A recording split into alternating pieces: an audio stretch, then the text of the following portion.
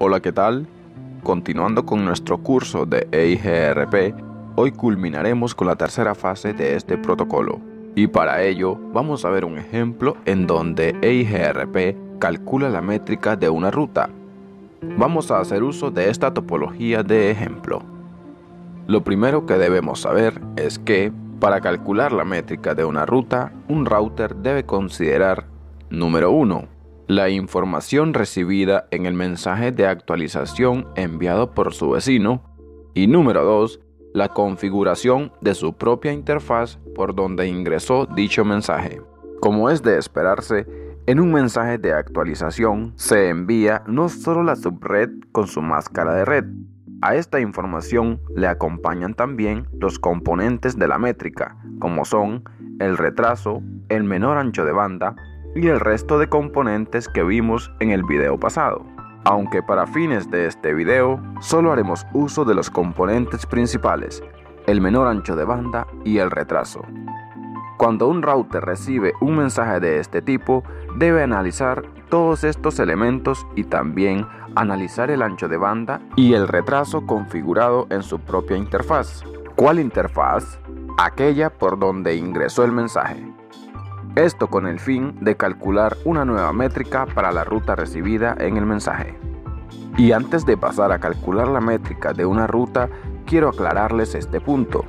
A medida que una ruta pasa por un nuevo enrutador, esta irá cambiando su métrica. En otras palabras, cada enrutador calculará una métrica para esa misma ruta, y esto lo entenderemos mejor con un diagrama. Imaginemos que el router 4 anunciará la ruta hacia la red de destino 10.10.10.0. El router 4 creará su mensaje de actualización en el que describe la red, la máscara que ésta utiliza y también el ancho de banda de la interfaz que conecta a esa red, así como el retraso de esa misma interfaz. Este mensaje se envía al router 3 y primero se fija en el ancho de banda anunciado y lo compara con el ancho de banda de su propia interfaz. Si el ancho de banda anunciado por el router 4 es menor que el ancho de banda de su propia interfaz, entonces tomará ese valor para calcular la métrica y en cuanto al retraso anunciado, lo sumará al retraso de su propia interfaz y aplicará la fórmula para calcular la nueva métrica. Luego, el router 3 creará un mensaje de actualización con la ruta apuntando a la red 10.10.10.0 y lo compartirá al router 2. En este mensaje, igualmente listará los detalles de la red de destino, máscara, número de red, retraso acumulado y menor ancho de banda hasta el momento. Cuando este mensaje llega al router 2, el proceso se repite. Router 2 comparará primero el menor ancho de banda anunciado con el ancho de banda de su propia interfaz. Si el ancho de banda de su interfaz es menor que el anunciado, entonces tomará este valor para calcular la métrica. En caso contrario, utilizará el valor de ancho de banda anunciado.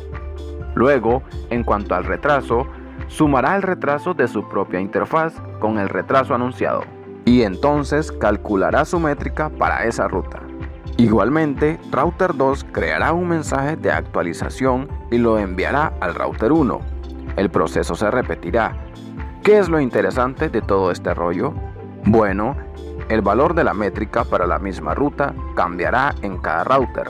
Si router 4 hubiese anunciado un valor de ancho de banda menor que el ancho de banda en cualquiera de los demás enrutadores, entonces este sería el valor de ancho de banda utilizado en el cálculo de la métrica en cada uno de los enrutadores. Y por último, el retraso se irá sumando a lo largo del camino, pues como vieron, cada router suma su propio retraso y por esto se le llama retraso acumulativo. Ahora sí, vamos a aplicar la fórmula para calcular la métrica de una ruta en determinado punto de la travesía. En este ejemplo, router 2 envía un mensaje de actualización a router 1, en el cual da a conocer una ruta hacia la red 10.1.3.0 y le notifica a router 1 que, al menos hasta donde él tiene conocimiento, el menor ancho de banda es de 100.000 kilobits por segundo y que además esa ruta hasta llegar donde él ha acumulado un retraso de 100 microsegundos. El mensaje llega a router 2 y este hará una comparación entre el menor ancho de banda anunciado y el ancho de banda de su interfaz serial 01, por donde este router recibió el mensaje. Tras esta comparación, router 2 se da cuenta que su interfaz serial presenta un menor ancho de banda que el anunciado en el mensaje recibido. ¿Qué hará router 1 entonces? Simplemente, como en la fórmula del cálculo de la métrica se utiliza el menor ancho de banda, entonces hará uso del ancho de banda de su propia interfaz, pues es menor que el anunciado. Luego, cogerá el retraso de su interfaz serial 01 y lo sumará al retraso anunciado en el mensaje. Pero antes de utilizar estos valores en la fórmula, primero debe convertir los valores de microsegundos en decenas de microsegundos. Por lo tanto, si su interfaz serial presenta un retraso de 20.000 microsegundos, esto lo tendrá que convertir a 2.000 decenas de microsegundos. Y en cuanto al retraso anunciado en el mensaje, lo pasará de 100 microsegundos a 10 decenas de microsegundos. Al final, estos valores quedarán representados en la fórmula del siguiente modo. Como pueden ver, incluimos en la fórmula el menor ancho de banda de la ruta, que en este caso es el de router 1, y el retraso acumulativo en unidades de decenas de microsegundos. Luego, si hacemos este cálculo por nosotros mismos, obtendremos un valor de métrica un tanto distinta al que vemos en el ejemplo. Y esto sucede porque el sistema operativo de los routers redondea hacia abajo el resultado de la división. En este ejemplo, 10 elevado a la 7 entre 1544 nos da un resultado de 6476.6839, pero como les expliqué, este valor será redondeado hacia abajo para obtener un valor entero. Así que para el iOS de Cisco, el resultado de esta división es de 6476.